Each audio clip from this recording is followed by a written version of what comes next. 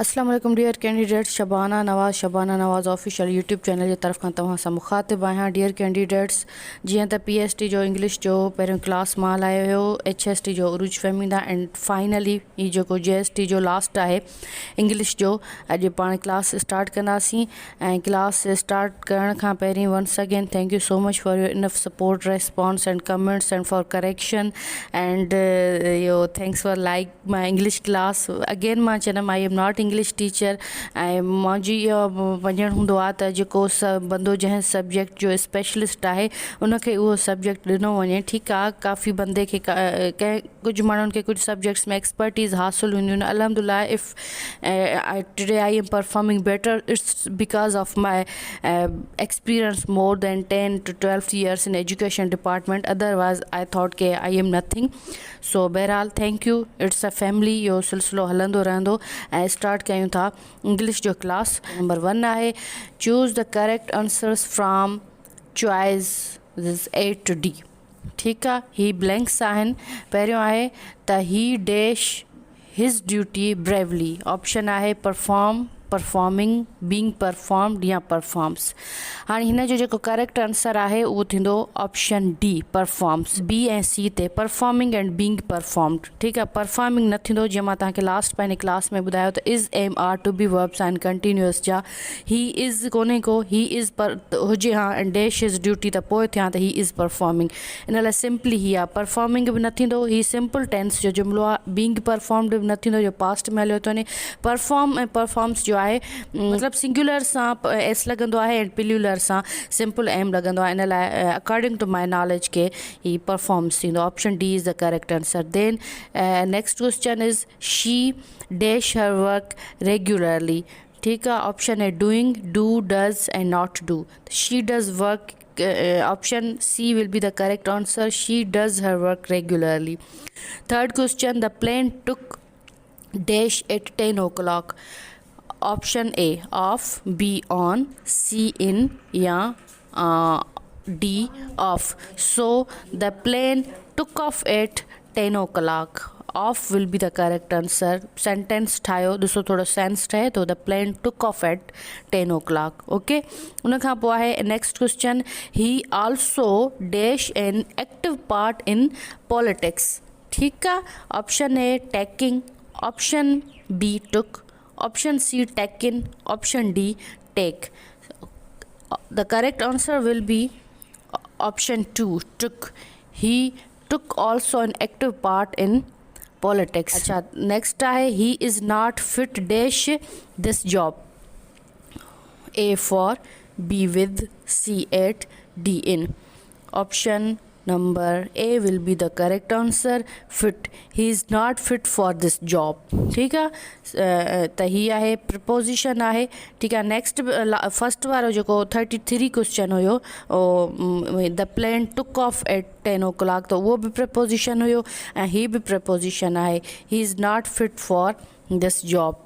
Okay, so question में आहे कि वेयर डैश बॉर्न। ठीकु आहे, ऑप्शन है यू आर, वाज़ यू, आर यू या वर यू। त ही थींदो ऑप्शन जेको हिन जो सही थींदो उहो ऑप्शन डी आहे, वेयर वर यू बॉर्न। ठीकु आहे, तव्हां किथे पैदा थिया हुआ। समटाइम ईअं बि थींदो आहे असांखे चाइल्डहुड में कॉन्सेप्ट क्लियर हुजे त इहा त अञा वधीक बहितर ॻाल्हि आहे, पर जंहिंखे अगरि टिपिकली ग्रामर नथी एतिरी अचे, कंटिन्यूअसली अचे, त हर ऑप्शन खे वर्ड सां कनेक्ट करे ॾिसो त ॾिसो सेंस ठहे थो। Let suppose where are you born, where was you born, where are you born, where were you born. त ठीकु आहे, वेयर वर यू बॉर्न, तव्हां किथे पैदा थिया हुआ। ठीकु आहे, सो अच्छा, ऐं वर वरी हिन लाइ ईंदो जो यू आहे। ठीकु आहे, प्लूरल आहे, इन जे करे option D will be the correct answer. ऐं हिकु ॿी बि ॻाल्हि त मां जीअं तव्हां मुंहिंजे फस्ट क्लास खे लाइक कयो थोरी वज़ाहत जे करे, ऐं तव्हांजो चवणु हुयो त सिर्फ़ु रीडिंग न कयो, क्लास थोरो सम्झायो बि। सो जेतिरो थी सघे थो, तव्हांखे ख़बर आहे त यूट्यूब ते टाइम जो इलाही इशू हूंदो आहे। मुंहिंजी कोशिशि हूंदी आहे त 10 मिंटनि खां वधीक मथे क्लास न वञे। सो बहरहाल क्लास कंटिन्यू कयूं था ऐं शॉर्ट में शयुनि खे क्लियर करण जी कोशिशि कयूं था। Change the voice of the following active in passive voice. जेको पैसिव जुमिलो आहे उनखे असां एक्टिव में कंदासीं ऐं जेको एक्टिव जुमिलो आहे उनखे पैसिव में कंदासीं। ऐं हिन में 5 क्वेश्चन आहिनि एक्टिव वाइज़ पैसिव वाइज़। ऐं जेको एक्टिव वाइज़ पैसिव वाइज़ आहे उहो इलाही ओल्ड आहे, जेको आहे न सेक्शन आहे इंग्लिश जो, ऐं मेन पार्ट आहे। सभु सिनोनियम active passive word preposition opposite हलंदा रहंदा आहिनि, पर ही तक़रीबन हर टेस्ट में ईंदो रहंदो आहे। He was watching TV, it's active sentence and it's a past continuous. He was watching TV past continuous जो सेंटेंस आहे त हिन जो जेको ऑप्शन्स आहिनि, TV was being watched by me, TV is being watched by me, TV will be watched by me, TV will being watched by me. ऐं ॾिसो न सी ऐं डी त बिल्कुलु बि न थींदा, जो ज़ाहिर आहे इहे फ्यूचर जा आहिनि न, विल बी या विल बीइंग, ठीकु आहे। विल बी वॉच्ड ऐं विल बीइंग वॉच्ड, मतिलबु हीउ जेको सी ऐं डी आहे उहो हिकिड़ो आहे फ्यूचर परफेक्ट जो ऐं ॿियो फ्यूचर कंटिन्यूअस जो, त हीअ त ॿई इम्पॉसिबल आहिनि। बाक़ी अचूं था ए ऐं बी ते।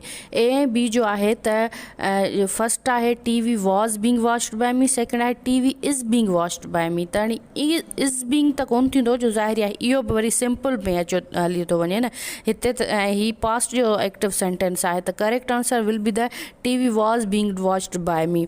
उनखां पोइ आहे I shall buy a broom, a broom will bought by me. अच्छा, I shall buy a broom, इहो बि एक्टिव जुमिलो आहे न, इनखे पैसिव में करिणो आहे।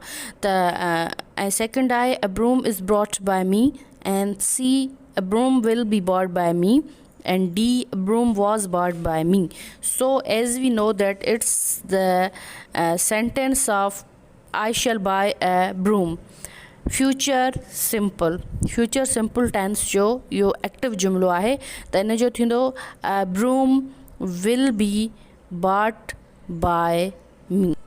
ऑप्शन सी जेको आहे उहो हुन जो करेक्ट आंसर आहे। उनखां पोइ आहे त a kite is being flown by this boy।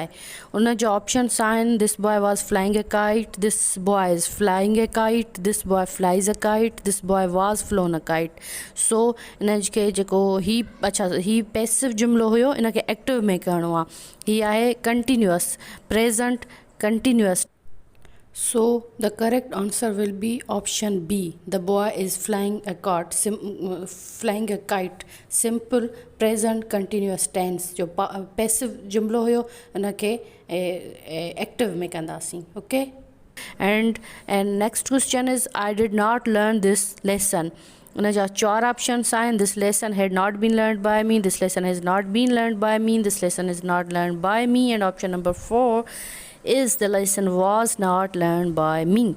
So as we know that this is a past simple sentence, ऐं इन जो जेको थींदो पैसिव थींदो त this lesson was not learned by me। correct option is the option D। okay, question number 41 is my father promised me a gift। a gift is promised to me by my father। I was promised a gift by my father। I had been promised a gift by my father, and my father promised a gift to me। So the correct answer will be the I was promised a gift by my father। My father promised me a gift, past simple जो active जुमिलो आहे। ठीकु आहे, त इन जो थींदो passive, इन खे थींदो I was promised, ठीकु आहे, simple a gift by my father। Identify the word or phrase that need to be changed for the sentence to be correct। जेको हुन जो फर्स्ट आहे who had request Musa for help। इन जो जेको थींदो सही आहे उहो आहे जेको ऑप्शन थींदो बी, रिक्वेस्ट। इन लाइ जो हिते थींदो रिक्वेस्टेड, हू हैड रिक्वेस्टेड, रिक्वेस्ट न थींदो रिक्वेस्टेड थींदो, हू हैड रिक्वेस्टेड मूसा फॉर हेल्प। उनखां पोइ आहे funny stories also have been characters. हाणे ही हिते ऑप्शन बी सही आहे, स्टोरीज़। इन लाइ जो ही स्टोरीज़ जेको आहे ही STORIES, स्टोरीज़ कहाणियूं थींदो, ऐं जेको ही वारी स्टोरीज़ आहे उहो बिल्डिंग्स वारो। हाणे फनी स्टोरीज़ ज़ाहिर आहे कहाणियुनि वारो थींदो, त हिन में जेको सही जुमिलो थींदो उहो ऑप्शन बी थींदो। उनखां पोइ नेक्स्ट क्वेश्चन आहे He is too poor to pay the monthly bill. Okay, so the correct answer will be option B, to. ही जेको to आहे to उहो to न थींदो पर to पिण थींदो. He is too poor, ही पाण ही मन तमामु ग़रीब आहे, to pay the monthly bill. ठीकु आहे, सो ही टी डबल ओ वारो टू थींदो. उन लास्ट जेको शायदि मुंहिंजो क्लास हुयो मां हुन में सिर्फ़ु ईअं ई तव्हांखे हू कयो, पर हिन में मां थोरो सोचियो त इन पोर्शन खे बि तव्हां थोरो वधीक वज़ाहत सां सम्झाए सघां. If I can, I have been working morning, उन में जेको ऑप्शन आहे ABCD, सही ऑप्शन थींदो जेको आहे उहो डी आहे. I have been working since morning, not from but since morning. And next, have faith on God and be proud for your country. So थींदो आहे have faith in God and be proud. E preposition आहे पर on न थींदो, in थींदो. have faith in God and be proud of your country. Okay, हाणे वरी आहे change the narration. Last active passive हुयो, वरी कुझु करेक्शन हुई. जेका नेक्स्ट असाइनमेंट आहे change the narration of the following direct and direct speech. उनजो फर्स्ट आहे ज़ैन sad two his sister bring my breakfast. Simple sentence, ठीकु आहे, प्रेजेंट सिंपल. उनजो फर्स्ट ऑप्शन आहे ज़ैन आस्क्ड हिज सिस्टर टू ब्रिंग हिज ब्रेकफास्ट. ज़ैन asked हिज सिस्टर टू ब्रिंग हिम breakfast. Zain requested to his sister to bring my breakfast. Zain requested his sister to bring him breakfast. Okay, हाणे ही जेको हिम वारो आहे ऑप्शन बी ऐं ऑप्शन डी. ठीकु आहे, हिकिड़ो त इहे पास्ट में बि आहिनि ऐं हिम त बिल्कुलु बि न थींदो. उनखां इन लाइ जो हिज़ ई थींदो न, चुस मुंहिंजो ब्रेकफास्ट ॾाढो पंहिंजी ॻाल्हि थो करे त मतिलबु हिज़ थींदो, हिन जो ब्रेकफास्ट. ऐं जेको वरी सी ते अचो था ज़ैन रिक्वेस्टेड हिज सिस्टर, त हीअ बि पास्ट में हलियो थो वञे. इन लाइ जो हीअ प्रेज़ेंट जो sad to her his sister, पंहिंजी भेण खे चई त मुंहिंजो ब्रेकफास्ट खणी अचो. So option A will be the correct answer. Zen asked his sister to bring his breakfast simply. Okay, next question is our teacher said our son is a ball on fire.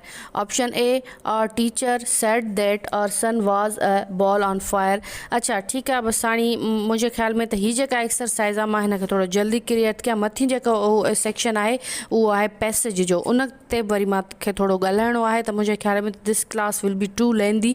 सो मां तव्हांखे correct answer ॿुधायां थी ऐं screenshot आहे, recording it. अगरि वरी का ॻाल्हि तव्हांखे सम्झ में नथी अचे त पुछी वठिजो. ठीकु आहे, आवर टीचर सैड, अच्छा इन जो जेको करेक्ट आंसर आहे उहो ऑप्शन सी आहे. Our teacher said that our sun is a ball of fire. उनखां पोइ Ali replied I have done my duty. ठीकु आहे, चोथों जुमिलो सिंपली प्रेज़ेंट परफेक्ट जो, त असांखे हिते जेको ऑप्शन मिले थो सी ई प्रेज़ेंट परफेक्ट में अचे थो, त इहो सी ऑप्शन करेक्ट आंसर थींदो. Ali replied that he has done his duty. उनखां पोइ आहे I am reading a book he explained. ही option B will be the correct answer, that he explains that he was reading a book.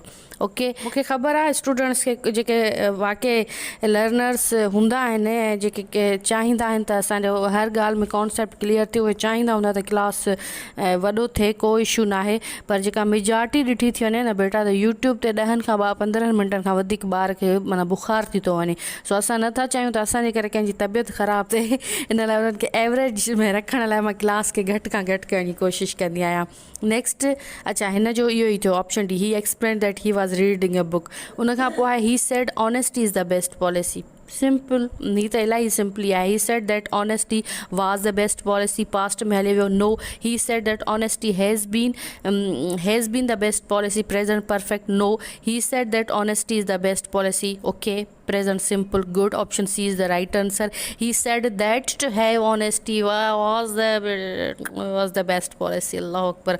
Okay, so option C is the correct answer. Okay, now my favourite and important, जेको मां हमेशह जीअं math में हूंदो आहे न, त जेके मैथ जॾहिं तव्हांजी सही हूंदी आहे, मैथ उहो आहे सब्जेक्ट आहे जंहिंमां 100 मार्क्स बि खणी सघजनि थियूं. सो हीअ जेको पंहिंजो आहे न, जेके पकियूं मार्क्स वारो ऐं बोनस मार्क्स वारो जेको पोर्शन आहे न, हीअ आहे. इन खे थोरो बसि तव्हांजो जेको पैसेज जी जेका रीडिंग सुठी हुजे न, त हीअ ॾिसो 4 क्वेश्चन अगरि तव्हांखे इन नंढड़े पैराग्राफ मां मिलनि, इहा केॾी वॾी ॻाल्हि आहे, केॾी प्लस पॉइंट आहे. पर जंहिंजी ज़ाहिर आहे रीडिंग ऐं थोरी हू सुठी हुजे.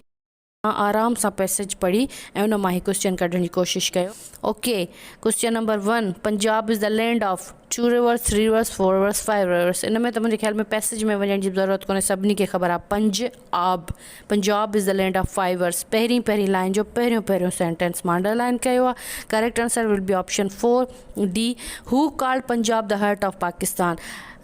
सेकंड टिक कयल आहे, ॾिसो, heart of Pakistan by has been called the heart of Pakistan by Quaid Azam. सो ऑप्शंस जेके ॾिनल आहिनि 4 मां नथी पढ़ां, बसि तव्हां ॾिसी सघो था। उन में जेको सही ऑप्शन आहे उहो आहे कायद आज़म। उन खां पोइ वरी आहे was the university of tax law established, आहे जेको third the university of third जेका मां अंडरलाइन कयो आहे, the university of tax law flourish near 2005 years ago। So option number B will be the correct answer. And which craft is associated with Multan. हिते मुख़्तलिफ़ पाकिस्तान जे इलाइक़नि जा सियालकोट जा जेके आहिनि उहो आहे स्पोर्ट्स आहे, ॿियनि बहावलपुर जो जेको आहे, गुजरात जो पोट्री वग़ैरह ऐं फर्नीचर। पर लास्ट जेका आहे सेकंड लास्ट खां शुरू थिए थो लास्ट ताईं, ॾिसो क्वेश्चन नंबर 4 मां टिकियो, embroidery of Multan are famous all over the country. So the correct answer will be option C. मुंहिंजे ख्याल में क्लास इलाही वॾो थी वियो आहे, पर बसि इहो ई आहे त थोरो टफ सब्जेक्ट बि आहे। मां तव्हांखे सम्झाइण जी कोशिशि कई आहे जेतिरो मां करे सघां पई। इन लाइ जो टाइम जो इलाही जेको इशू हूंदो आहे। ऐं चैनल खे सब्सक्राइब न कयो आहे त सब्सक्राइब कंदा, शबाना नवाज़ ऑफिशियल सां गॾु रहंदा। ऐं पंहिंजो ख़्यालु रखिजो। अल्लाह निगहबान।